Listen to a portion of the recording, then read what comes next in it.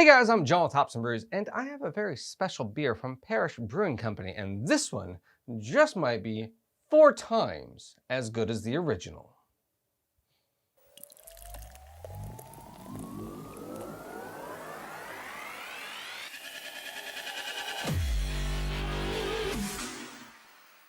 So, Parish Brewing Company is probably best well known for their amazing Ghost in the Machine IPA. If you've never had it, go find it. It's an amazing example of what your house IPA should taste like. And in general, it's an amazing beer. Like, so many people try to clone that beer. But that's not what we have today. Today, we have their 4X double dry hopped Envie. Now, Envie is just their pale ale. However, this has 4 times the amount of Citra hops as the standard edition. Let's check out what 4 times the amount of hops can do to a beer. This beer comes in at a 5.5% ABV, a 0 IBUs. Don't know how that happened. But dry hopped with exactly 4 times the quantity of Citra used in our original recipe. Somehow it remains non-bitter and hops shining through as aroma and flavor despite the massive quantities. Baby, you give me ice and fire. You're giving me wind and rain. You're some kind of butterfly. Baby, you give me midnight. You whip up my appetite. Don't leave me here high and dry. Oh, well, I don't wanna jinx it, baby. And twist myself at the spine. Don't wanna overthink it, baby. It's just twist your body and mine. Baby, you give me ice and fire.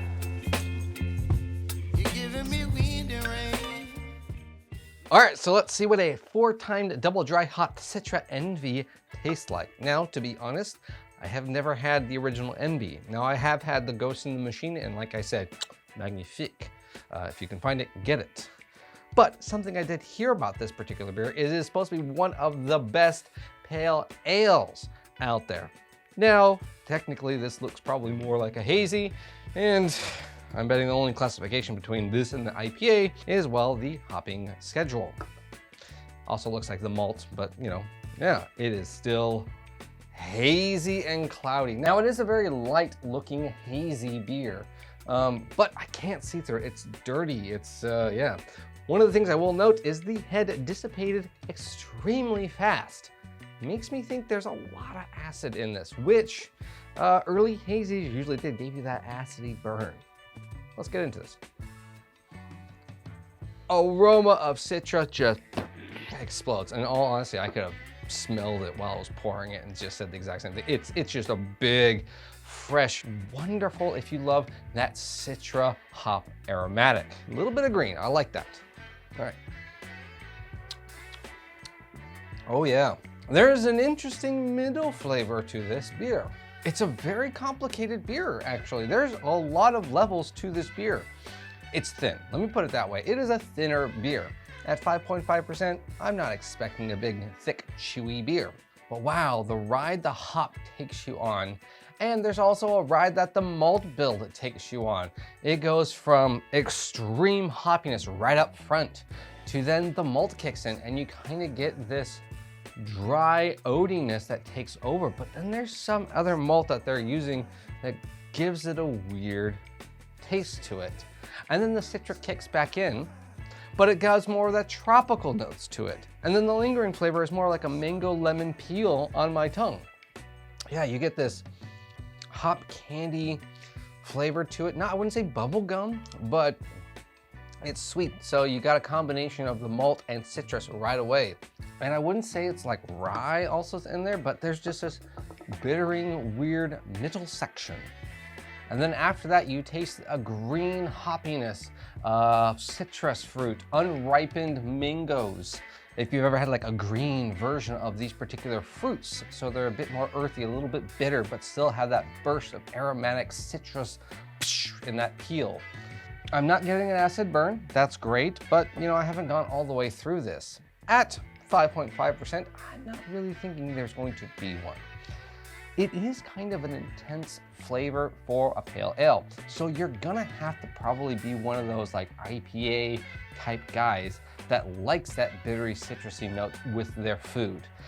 This is definitely not your standard just pale ale drink at a beer pub type thing. You know, you can just give it to anyone's like, yeah, just give me a beer. And that's what most people think when they have a beer, is either a pale ale or a lager, right? That's not what this is. This is something special. This is just like really, really good session IPA, essentially. I personally would love this with a big juicy burger. However, I know a plethora of my friends who like beer would be like, I don't want this. This is too much.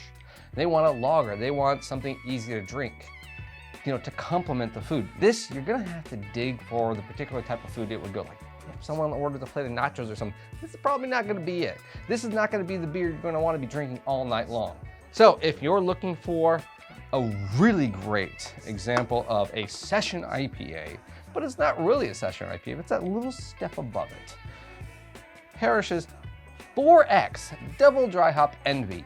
Now this isn't a year-round release, but they do it more than seasonally.